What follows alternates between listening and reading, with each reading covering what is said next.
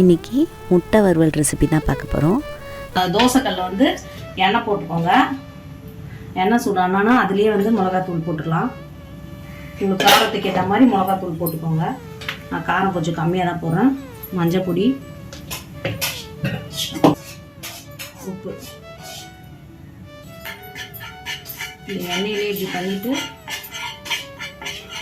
அப்புறம் தண்ணி ஊற்றணும்.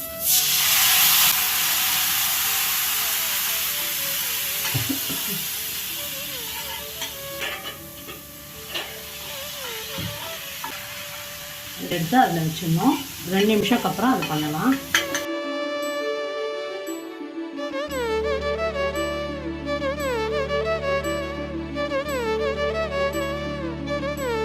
ஸோ கொஞ்சம் சுண்டி வரும்போது, எண்ணெய் பிரிஞ்சு வரும்போது இந்த மாதிரி முட்டையை கட் பண்ணி போட்டுட்டிங்கன்னா சூப்பரான முட்டை வறுவல் ரெடி.